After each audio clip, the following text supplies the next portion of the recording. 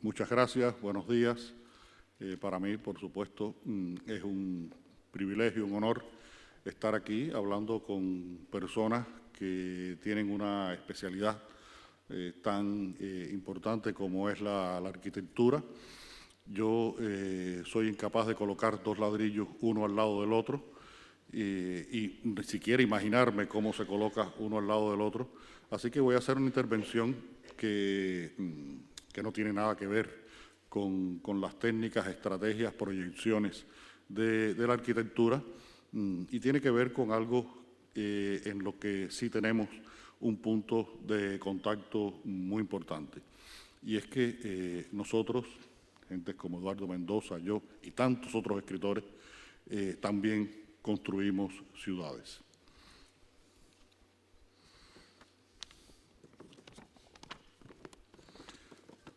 La ciudad y el escritor. 1. El malecón de La Habana es un parapeto de bloques de concreto y hormigón que corre por el borde norte de la ciudad frente a la corriente cálida del Golfo de México y extiende su sólida estructura desde los territorios de la protectora Bahía, donde se fundó la villa en 1519, hasta el final del antes aristocrático barrio del Vedado, al oeste, justo donde terminaba la ciudad cuando nació el siglo XX y se comenzó la construcción de esa barrera marina del malecón. A la vera del muro del malecón hay una generosa acera, una y otra vez masticada por el salitre y las olas.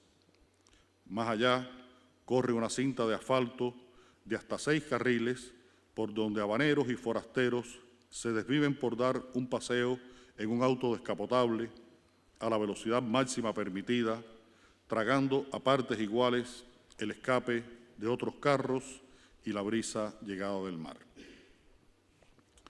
Pero el malecón no es solo la marca física o arquitectónica más distintiva de la capital de la isla de Cuba. También es, sobre todo, la línea que marca el principio o el fin de la ciudad y para muchos del país, según se mire. Para los que sueñan con irse a otro lugar del mundo ancho y ajeno, es el principio. Para los que hemos nacido en estos sitios y, por la razón que fuere, decidido permanecer aquí, allí, es el final de lo propio, la última frontera. Porque el muro del malecón habanero constituye la evidencia más palpable de nuestra insularidad geográfica y existencial. En esa larga serpiente pétrea se siente, como desde ningún otro sitio, la evidencia de que vivimos rodeados de agua, encerrados por el agua, esa condición que nadie ha definido mejor que el poeta Virgilio Piñera. Dijo Virgilio: la maldita circunstancia del agua por todas partes. 2. Mantilla es un barrio que comenzó a formarse a finales del siglo XIX en la periferia de La Habana, lejos del mar, a la vera del Camino Real. Como mi padre, como mi abuelo, como mi bisabuelo Padura, yo nací en Mantilla y en este barrio, cada vez más deteriorado y despersonalizado por la modernidad y una larga desidia, he invertido toda mi vida. Más aún, milito en esa rara especie de personas que siempre han vivido en la casa en que nacieron, la casa que mis padres construyeron en 1954 y donde estoy desde hace 62 años, mi casa. Creo que el hecho de haber nacido y vivido en un barrio de la periferia en el que 3 o 4 generaciones antes de la mía se asentó un antecesor con mi apellido vasco, Padura es un apellido vasco, pero llegado solo Dios sabe de dónde, y en el que desde entonces palpita el corazón de una estirpe empecinada, lo que reafirma el remoto origen vasco de la familia, contribuyó en buena medida a forjarme un carácter y, sobre todo, un sentido de pertenencia. Porque más que cubano, más que habanero, siempre me he sentido mantillero, y desde esa cualidad que para otros puede resultar insignificante, he mirado la vida y la ciudad he sentido eso que solemos llamar la patria y hecho mi literatura. Desde esa empecinada pertenencia he decidido quedarme en mi circunstancia y escribir en ella y sobre ella. 3. Escribir nunca es fácil. Pretender ser escritor resulta casi una locura o una condena. Ser un escritor habanero implica, además, un reto. La Habana es una ciudad que se construyó con piedras y con palabras. Pocas urbes del mundo pueden exhibir un origen tan literario como la capital cubana. Fue en las primeras décadas del siglo XIX, cuando Cuba aún era una colonia del desvencijado imperio español de ultramar, el momento mágico en que un grupo de escritores decidieron crear una imagen del país posible y se empeñaron en el diseño espiritual de la ciudad de La Habana. Para ellos era necesario tener una imagen de la nación que ya comenzábamos a hacer, y esa imagen tendría como escenario una ciudad. Entre el mar impenetrable y los edificios levantados por los hombres, aquellos escritores liminares, fundadores conscientes de la espiritualidad habanera y cubana, colocaron a unos personajes, criollos y forasteros, blancos y negros, ricos y pobres, buenos y malos, que empezaron a dar forma singular y modos de expresión a un ser nacional que, entre sus peculiaridades y estigmas, tuvo la condición de la insularidad y el espacio urbano habanero como territorio cabal de las confluencias físicas y existenciales. Desde aquellos tiempos de fundación, la literatura, en especial la novela, se ha encargado de ir conformando y fijando la imagen y la espiritualidad de la ciudad y, por extensión, del país. Personajes, conflictos, escenarios se fueron mezclando y solidificando en busca de una identidad propia que se ha ido haciendo densa e intensa con el paso del tiempo. Durante siglo y medio, los novelistas cubanos se empeñaron en esa construcción que sintieron imprescindible. En los últimos 30 años, en cambio, los escritores trabajan en la deconstrucción de la ciudad.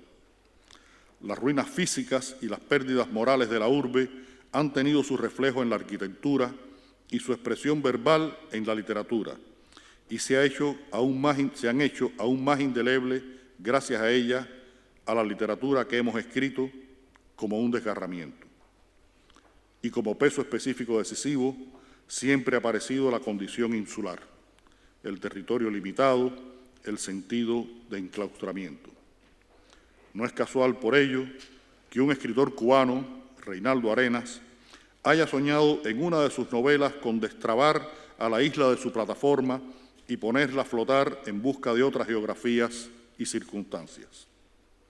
Tampoco que tantos personajes de novelas y cuentos cubanos busquen una vía de escape más allá del mar. Menos inexplicable que muchos escritores hayan hecho sus maletas y buscado otra vida en otra parte, más allá del malecón, más allá de la maldita circunstancia que siente un personaje de Alejo Carpentier, cito: Carlos pensaba, acongojado, en la vida rutinaria que ahora lo esperaba, condenado a vivir en aquella urbe ultramarina, ínsula dentro de la ínsula, con barreras de océano cerradas sobre toda aventura posible. El adolescente padecía como nunca, en aquel momento, la sensación de encierro que produce vivir en una isla. Estar en una tierra sin camino hacia otras tierras a donde se pudiera llegar rodando, cabalgando, caminando, pasando fronteras. Fin de la cita. Con dolorosa frecuencia, los periodistas me preguntan por qué yo me he quedado en la ciudad, en la ínsula, quizás en el encierro. Y mi respuesta siempre es la misma. A pesar de los pesares, yo no soy otra cosa que un escritor cubano y necesito a Cuba para escribir. Así de sencillo. 4. Los dos escritores más importantes de la literatura cubana del siglo XX creo que sin duda fueron precisamente Alejo Carpentier, nacido en 1904, muerto en 1980, y José Lezama Lima, nacido en 1910 y muerto en el 76. Carpentier afirmó en más de una ocasión su condición de cubano y habanero. Por ejemplo, en 1963 comenzaba una entrevista comentando, cito a Carpentier: en efecto, mi padre era francés y puedo decir sin ironía que el hecho de que nací en Cuba y soy un escritor cubano de expresión española se debe al caso Dreyfus. Fin de la cita de Carpentier. En otro sitio, recuerdo haber leído que el novelista afirmaba haber nacido en la muy habanera calle Maloja o de la Maloja, e incluso daba el número de su residencia natal. Lo cierto, sin embargo, parece ser que Alejo Carpentier, hijo de francés y rusa, nació en Lausana y no en La Habana, a donde llegó siendo muy niño. ¿Por qué el escritor necesitó reafirmar su indudable cubanía, su profunda pertenencia habanera, ocultando por décadas que había nacido en Europa? Sea cual sea la razón, nadie podrá negar, por su relación literaria con la ciudad, que Carpentier ha sido quizás el más habanero de los autores cubanos. Lezama Lima, por su parte, nació en un campamento militar que en los principios del siglo XX eran las afueras de la ciudad. Mientras Carpentier vivió largos periodos fuera de la isla, Lezama solo viajó al extranjero en una ocasión y fue a la vecina isla de Jamaica. Durante su estancia cubana, María Zambrano cuenta que, cito a la Zambrano, los 10 poetas del grupo Orígenes de Lezama y su revista me fueron presentados. Me pidieron ayuda para que su labor tuviera el reconocimiento que merecía. Les prometí que así lo haría en mis colaboraciones en revistas de prestigio de América y Europa. Uno de los 10, Cintio Vitier, me respondió: no, María, nosotros somos de aquí, queremos ser reconocidos aquí. Este ser de aquí, sigue diciendo María Zambrano, resonó en mí avasalladoramente. Este aquí era el lugar universal que yo había presentido y sentido en la presencia de José Lezama Lima, quien nunca había querido exiliarse. Él era de La Habana, como Santo Tomás lo era de Aquino y Sócrates de Atenas. Él creyó en su ciudad. Está tomado del prólogo a la edición de Paradiso del Fondo de la Cultura Económica de México. 5. El exilio ha sido una de las constantes de la literatura cubana. Tras la búsqueda de lo propio, la definición de una identidad a través de sus traumas, quizá la diáspora constituye la primera y más permanente constante. En el exilio vivió y escribió el primer poeta cubano que fue, por ser poeta, también el primero que le cantó a la patria y a su lejanía, a la nostalgia, al desarraigo. Más de la mitad de su vida vivió José María Heredia fuera de la tierra que eligió como su patria. Tantos años gastó en México que México se lo disputa como suyo. Muchos años vivieron en la distancia Cirilo Villaverde, José Martí, Alejo Carpentier, Guillermo Cabrera Infante, Reinaldo Arenas, Eliseo Alberto. En la distancia viven hoy Abilio Esteves, Carla Suárez, Emilio García Montiel y varias decenas de escritores cubanos. Pero, como el fundador Heredia, ninguno de ellos logró o ha logrado irse del todo. La isla, la ciudad, los persiguieron y persiguen en sus peregrinajes. Algunos de ellos, de tanto volver la vista, se han convertido en estatuas de sal. Más que dramática, la pertenencia es trágica. Dentro está la sensación del encierro, fuera la plaga de la nostalgia. Para muchos no hay términos medios. 6. Un escritor es un almacén de memorias. Se escribe hurgando en la memoria propia y en las memorias ajenas, adquiridas por las más diversas estrategias de apropiación. A partir de ahí, el novelista crea un mundo. Cito: Construir un mundo quiere decir construir las ramificaciones de complicidad que existen entre los personajes que utilizas, las citas, los mitos, las referencias, los lugares simbólicos, los lugares de la memoria. Fin de la cita, que es de Manuel Vázquez Montalbán, quien a propósito pensaba que como escritor, un novelista no es de un país, sino de una ciudad. La ciudad es entonces el mercado libre del que se nutre el almacén de memorias y de lugares simbólicos del escritor, muchas de sus referencias, el sitio material del cual no puede alejarse, y no hablo aquí de cercanías o distancias físicas o solo físicas, a riesgo de perder la memoria y perderlo todo o casi todo. 7. La Habana es mi ciudad y por eso puede provocarme una mezcla de pertenencia y agenitud viscerales.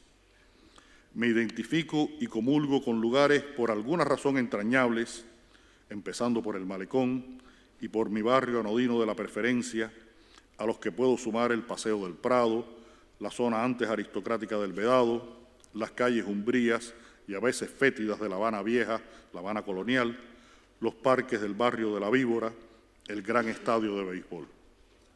Arquitecturas que se remiten a épocas, economías, estilos, funciones diversas, aunque todas cargadas de unos valores simbólicos, quizás generales, sin duda alguna individuales.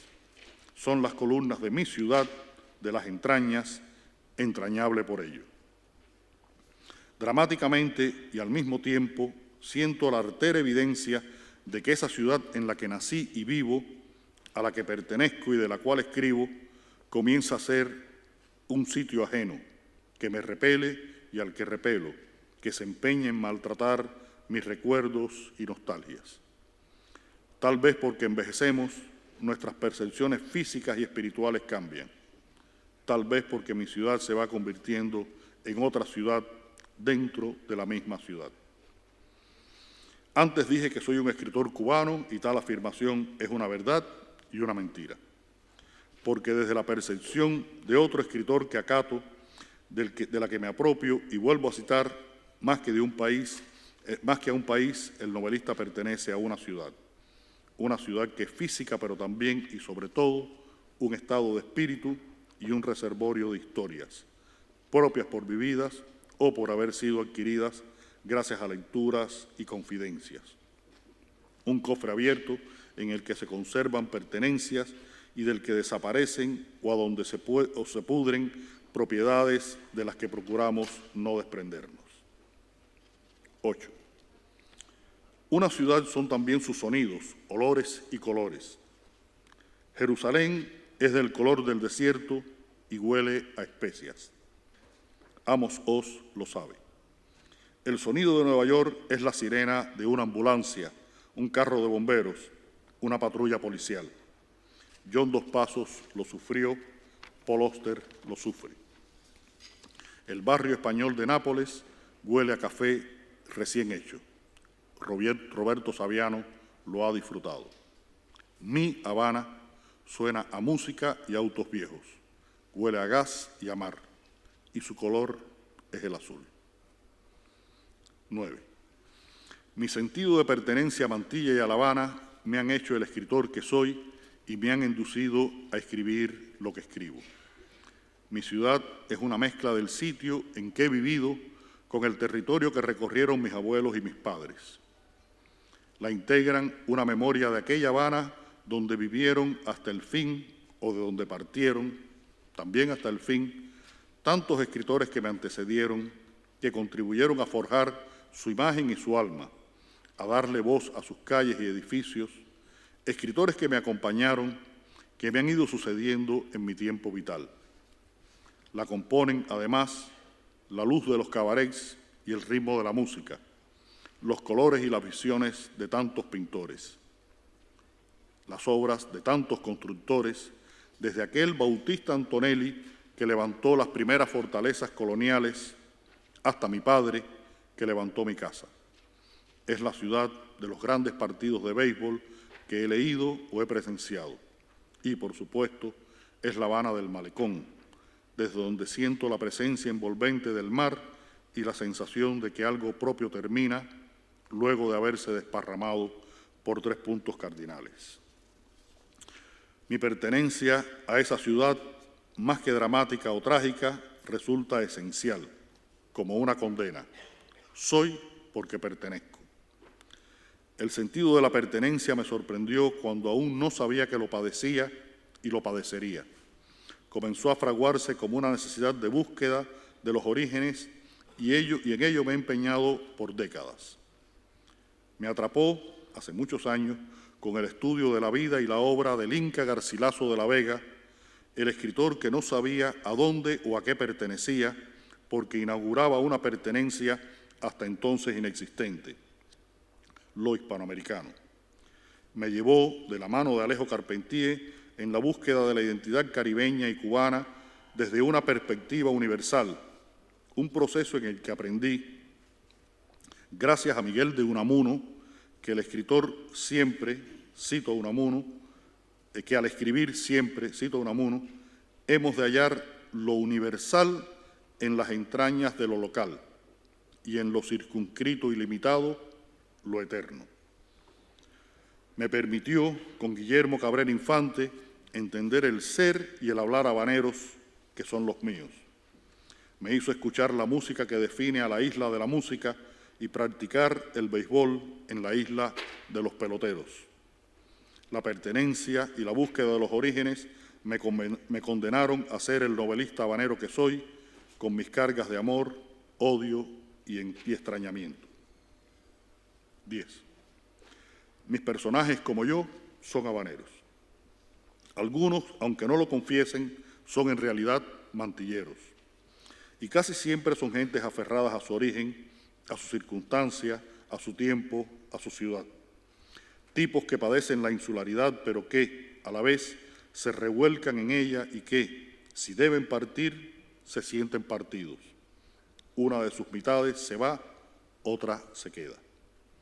Como yo, muchos de ellos han vivido mi experiencia generacional y han tenido ganancias y pérdidas comunes. Con ellos he recorrido la ciudad y la he sentido y la he descrito. A través de ellos he fijado mis nostalgias y frustraciones citadinas. Con sus ojos he visto la ciudad más histórica, la más rutilante, pero también los he llevado a caminar por los barrios más deteriorados de la capital, enfermos de un pasado difuso, con un mal presente, con un futuro incierto. Los he puesto a ver el ancho mundo desde la esquina de mi barrio.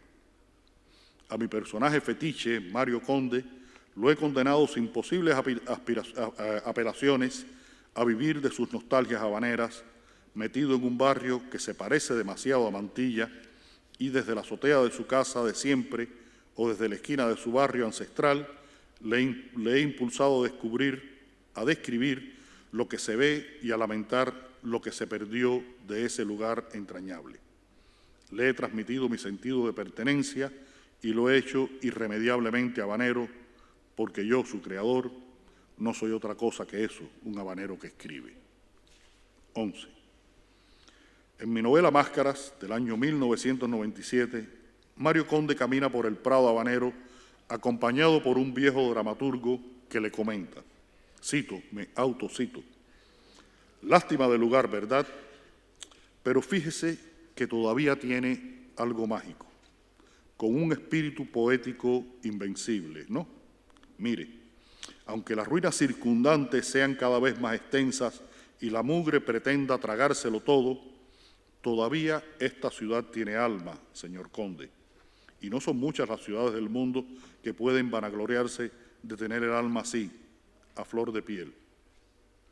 Dice mi amigo, el poeta Eligio Riego, que por eso aquí crece tanto la poesía, aunque digo yo que este es un país que no se la merece. Es demasiado leve y amante del sol. Fin de la cita. 12. La Habana se va llenando de turistas y se pone en función de ellos. A la ciudad le nacen restaurantes estatales y privados con menús y platos de precios internacionales. Viejos hoteles y edificios renacen de sus ruinas y sus mugres y alcanzan categoría de 5 estrellas plus que solo pueden pagar gentes que vengan de otros lugares, de otras economías. A los viejos autos norteamericanos que han dado carácter a la urbe, sus propietarios los someten a la cirugía radical de cortarles el techo y convertirlos en descapotables dedicados a pasear a los visitantes por el Malecón y la Quinta Avenida de Miramar, como si en la ciudad se hubiera producido un lazo del tiempo y en sus calles emblemáticas se escenificara un insólito déjà vu. Algunos palacetes del Vedado se anuncian ahora como hostales. La Habana Vieja adquiere unos colores de Benetton que nunca tuvo y funciona como un parque temático de lo que fue la Cuba colonial y es la Cuba socialista de la posmodernidad, de la postsovieticidad y quizás de otras posterioridades. La ciudad muestra sus riquezas y a la vez se me hace ajena, lejana, como las ofertas de Louis Vuitton y Armani que hoy exhiben las vidrieras de algunos de sus renacidos comercios empeñados en cazar, supongo que sin mucho éxito, a opulentos y desprevenidos burgueses, quizás llegados de un Moscú que antes no solía querer en lágrimas y ahora tampoco. Pero otra Habana, más grande y popular, en ocasiones metida dentro de la ciudad muestrario, vive con sus eternas angustias y esperanzas pospuestas en su cotidianidad difícil, sin duda más real, más cubana. Es la ciudad de la periferia, de Mantilla y otros barrios similares, donde se encalla o crece incluso una pobreza que la hace dolorosamente entrañable, pero a la vez también ajena y hostil. Esa Habana es más la Cuba de los cubanos. 13 y final. La Habana vive hoy su historia y su drama y yo trato de escribirlos. El malecón y el mar, como siempre, marcan el principio y el fin de la ciudad en la que vivo y escribo, sueño y me desvelo, sufro e incluso hasta odio, porque puedo odiar lo que es mío y a la vez deja de serlo, porque puedo odiar lo que más amo y luego escribir en mi casa de Mantilla sobre esos tremendos sentimientos y confesar mis amores y dolores. Y a pesar de los pesares, mientras escribo y vivo, sigo siendo y perteneciendo. Muchas gracias.